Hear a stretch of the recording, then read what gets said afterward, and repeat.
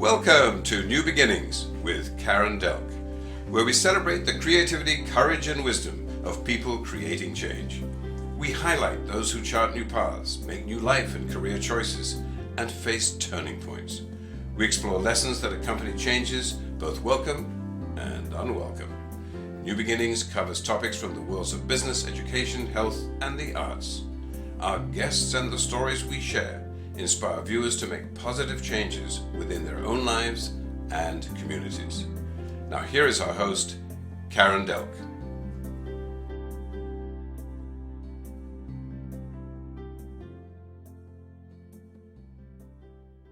Welcome to New Beginnings with Karen Delk, and I am so thrilled to have joining me today Shari L. Riley, an intuitive healer. Shari, welcome. Thank you, Karen. I'm so excited to be here. I am equally excited. I know that when we were introduced and as we were emailing each other and, we then had a conversation on the phone and we were like, oh my God, we could talk for hours. Absolutely. Yeah. So I have to start with, for our listening audience, tell us what an intuitive healer is.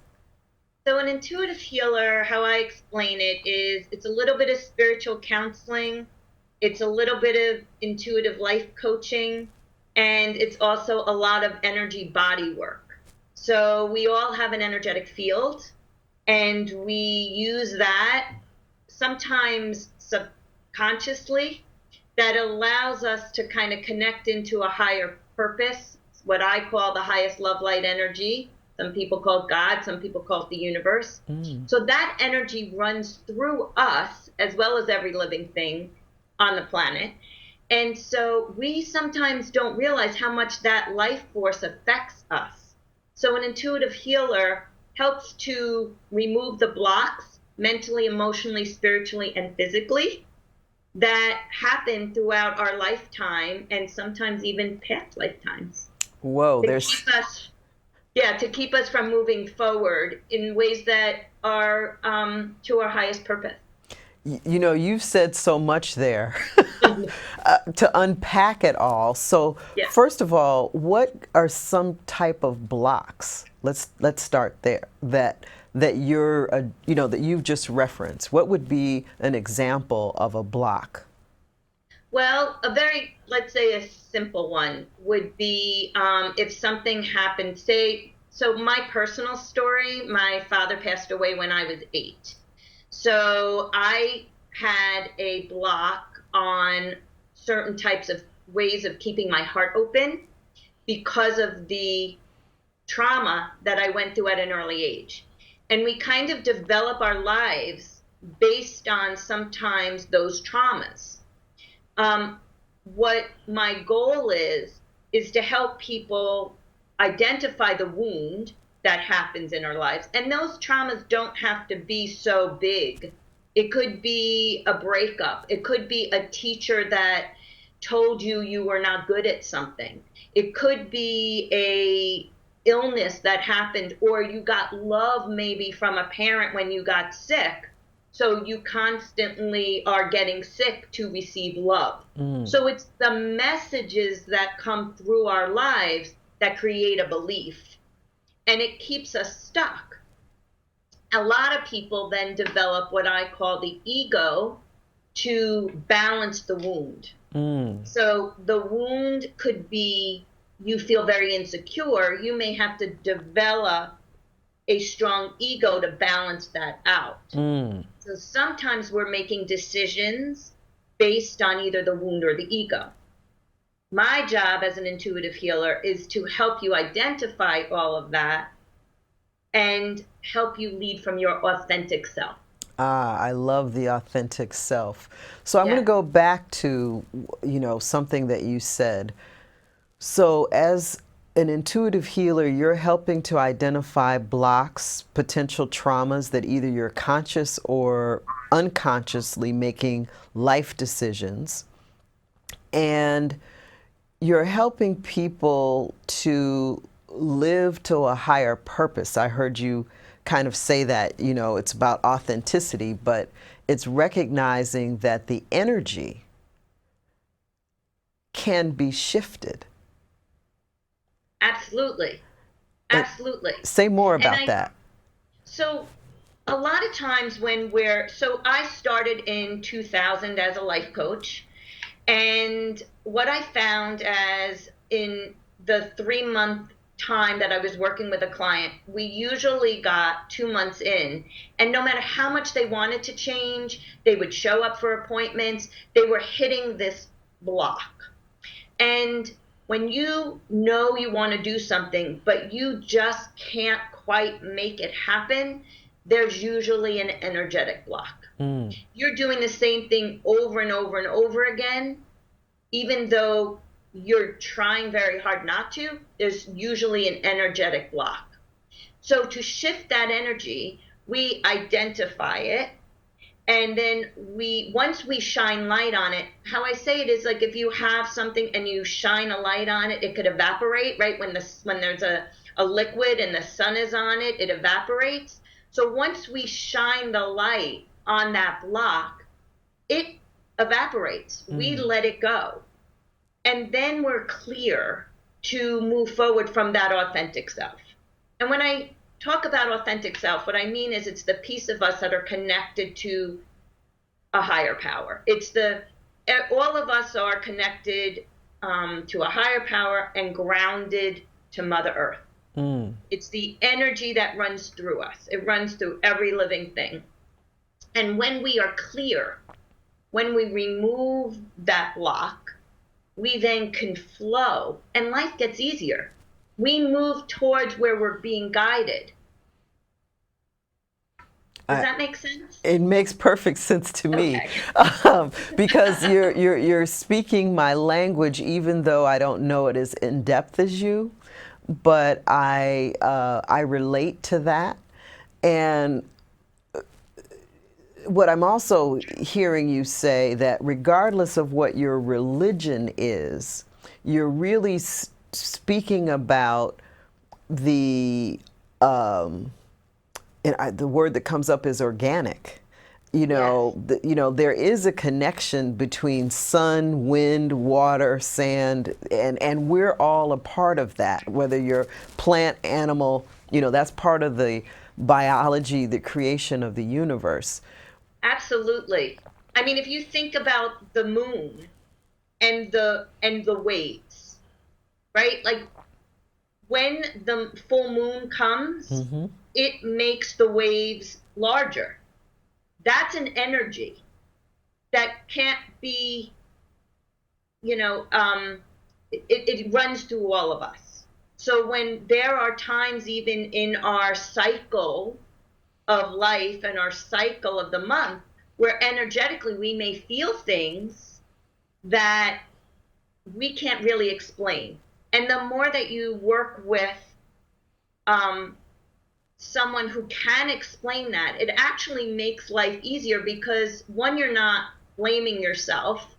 Two, you're understanding there's a life force outside of you.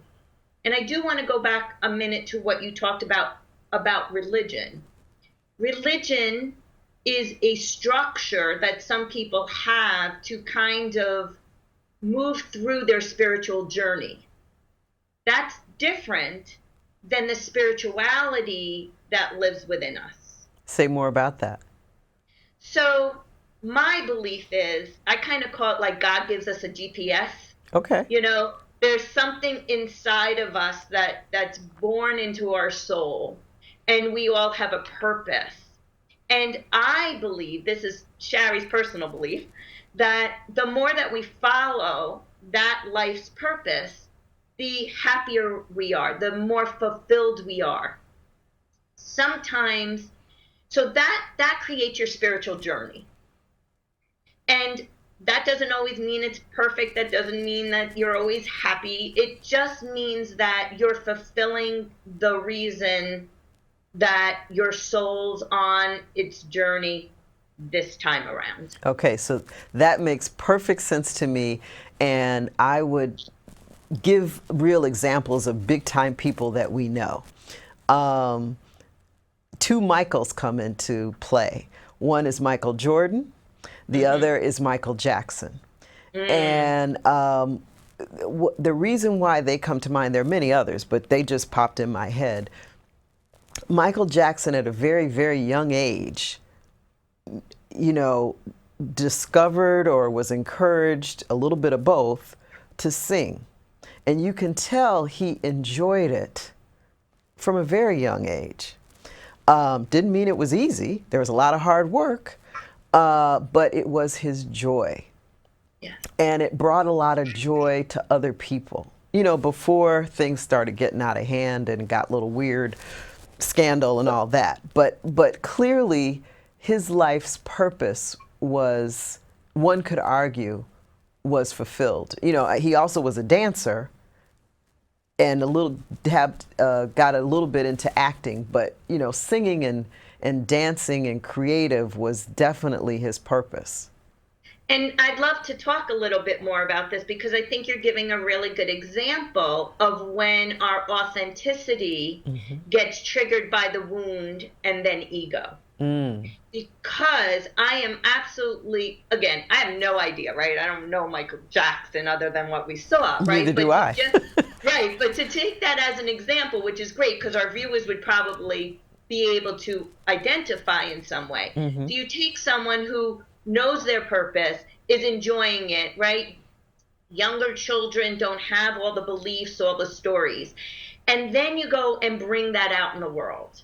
And if you were raised up, I mean, you know, like, I can't think of the word right now, but put on a pedestal for something that's your authentic purpose, we start then feeling like a fake, maybe, feeling like we're not as big as what the public is saying to us. We might start believing that we have to behave a certain way to be in the public's eye. We may believe people are telling us that we're not good enough just being ourselves and being joyful. We need to do something to keep up the growth.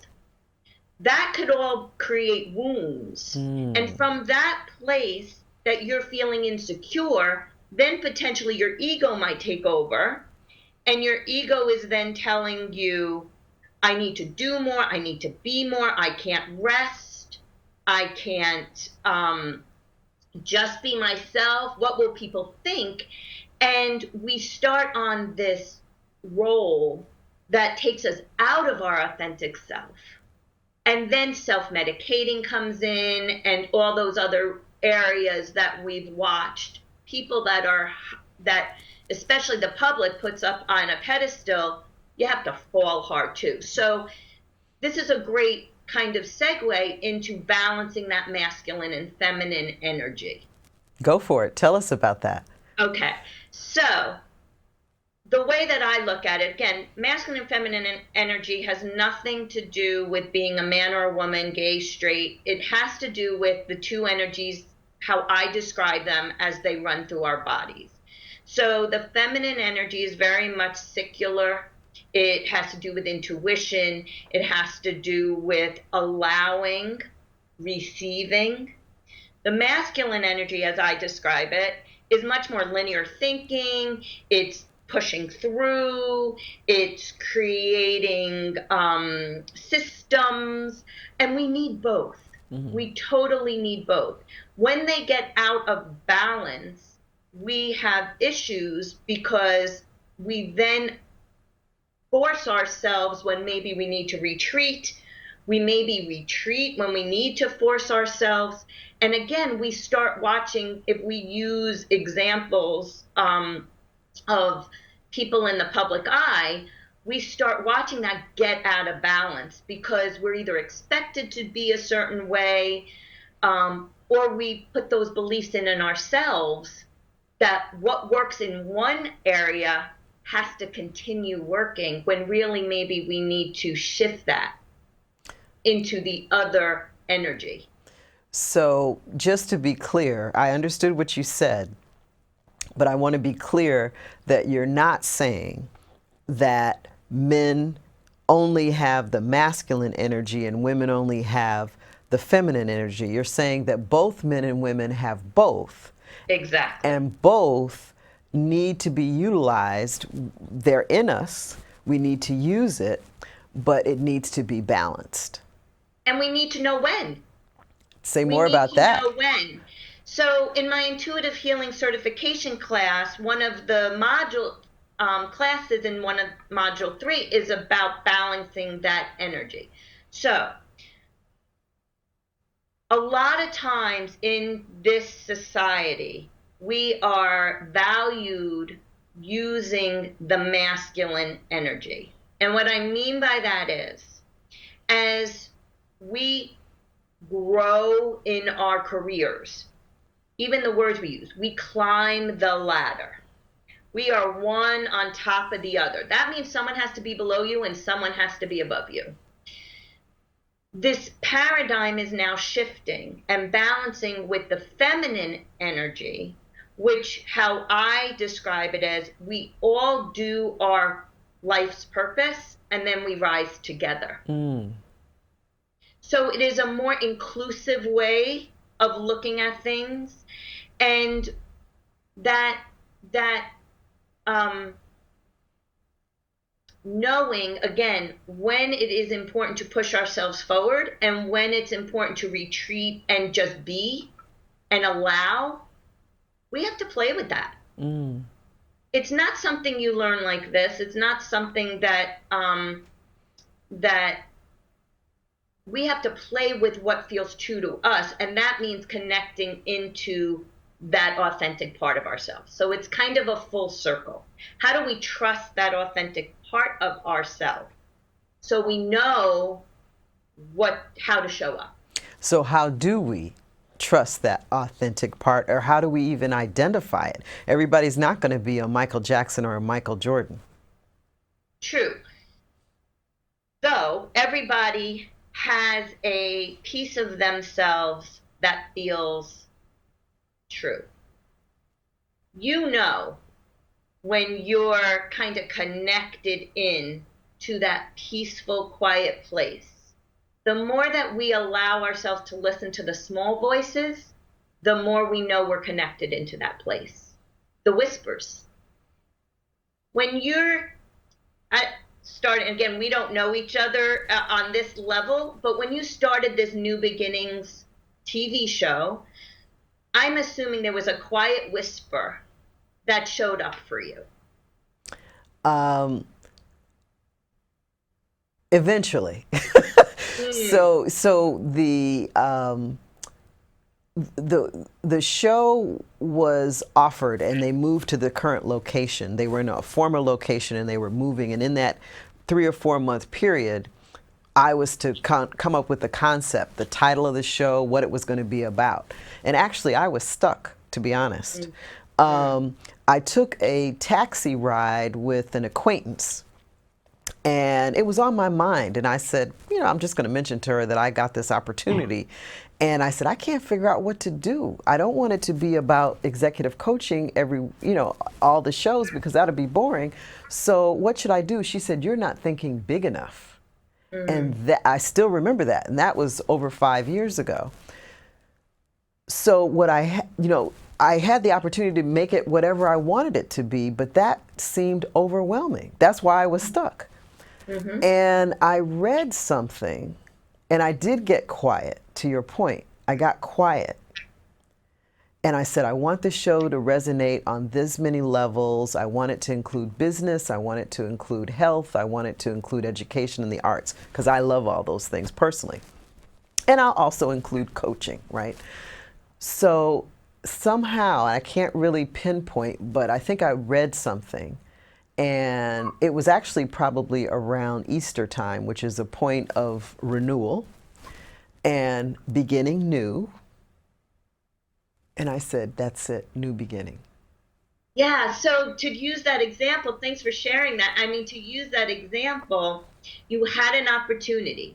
You said yes to the opportunity, right? Yes. That's like the masculine energy is like, yep, I'm going to do this. I don't know how I'm going to do this, but I'm going to do this, right? Yes. And then you went, uh-oh, what do I fill this space with? So to balance that, you took some quiet time.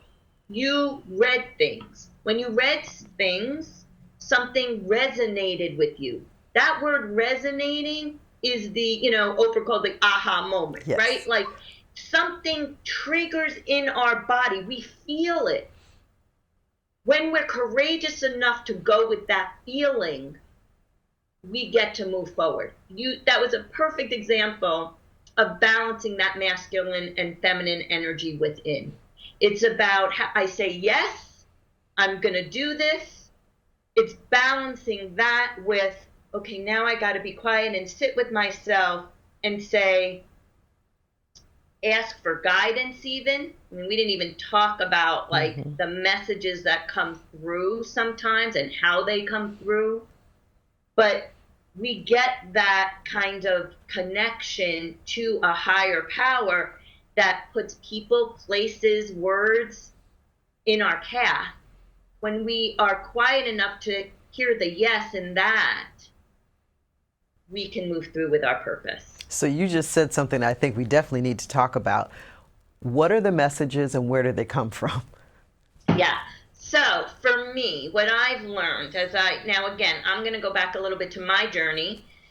My father died when I was 8. And so I've always I think that particular time in my life set me up to work with higher energies because I wanted a way to connect to my father. And so I had gone through a divorce. I was trying to figure out what was next in my life, and a friend of mine suggested a healing modality called integrated energy therapy, and she did that on me, and for the first time I actually could see my father in my mind's eye. So intrigued, right? Yes. I was like, wow, okay, this is cool. So a lot of healing went on around that. And I could talk hours about the coordination about why that came up during my divorce time, but we'll save that. Yes. You'll be on again, don't worry. Okay, I'm going to hold you to that.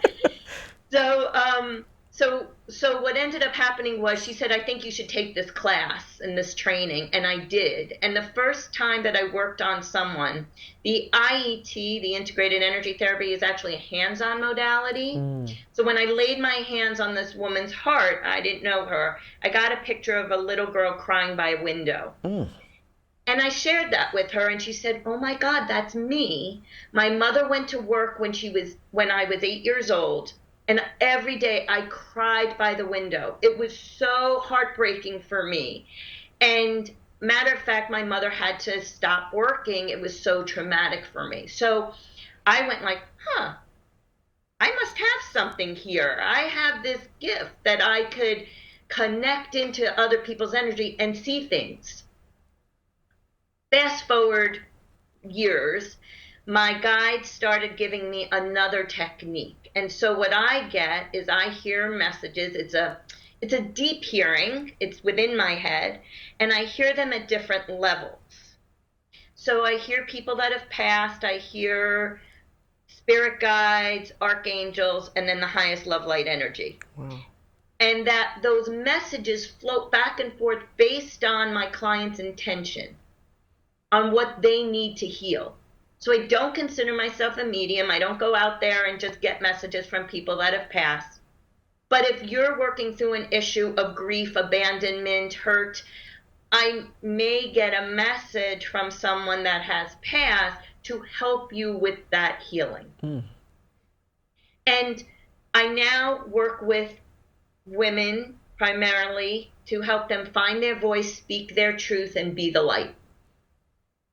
Because it's the time for us to do that. We've been held back for many, many years. And there's a lot of blocks, even in older, our DNA runs through us. And there's blocks from our parents, even our great grandparents, even that we hold on to. And it's the time to heal all of this because we need to connect into our compassion. Oh my gosh, you have said so much. I don't even know where to begin other than yes, yes, yes. I agree. Yes. And I would add that actually we've been held back centuries. Yes. So it's not been a little bit of years, it's been a lot of years. It's been lifetimes. times. I mean, I work with people. So again, going back to my intuitive healing certification class, the beginning of that program is we do individual sessions to help us remove the blocks to being heart-based leaders. Can't tell you how many women I work with that have had past lifetimes where they've been hurt or damaged or even killed by sharing their intuitive gifts. So if you think of witches or in the past where they were burned at the stake, this isn't about something that's woo-woo. I am not a woo-woo girl. I am just not.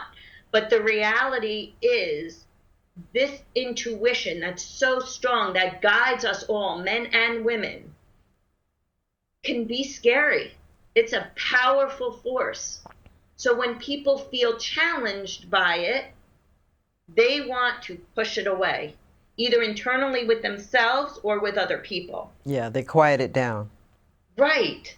Because when we hear a small yes, that maybe I'm not happy in this relationship, or I'm not happy in this job, or I need to change some beliefs, change is scary. Absolutely. That now you're speaking my realm, because change is what I work with people on. Yeah, those times of transition, right, Yes. are scary. So, yay, we absolutely now have the support of many women like you, men that are coaches, healers, that therapists that can help people challenge their beliefs so that we can start living in a more compassionate world. That's wonderful. In the few minutes we have, what is your new beginning for 2019? Well, my new beginning is to get my work out there through this intuitive healing certification program, because I truly believe, and you'll appreciate this, when I started my life coaching training in 2000, I remember Coach Yu saying, by 2020, we're going to have 20,000 coaches out there. And I was like, wow, this is amazing. Through the last 20 years, the messages that I've been getting is a lot of coaches are healers. And that one of the reasons the influx of all these people are coming in to support other people is to make that change in the world into a peaceful, loving world. So my hope is I can continue to get and train people in intuitive healing so we can continue the journey and shift that way of believing. That's great. And I want to have you back to talk about your certification, so we'll get that scheduled. Okay. But we're out of time. But Shari, this has been fantastic. I've learned so much. You've shared so much. So I look forward to having you join us again. I look forward to it too, Karen. Thank you so much for having me. Yes, thank you. And thank you for tuning in to New Beginnings with Karen Delk.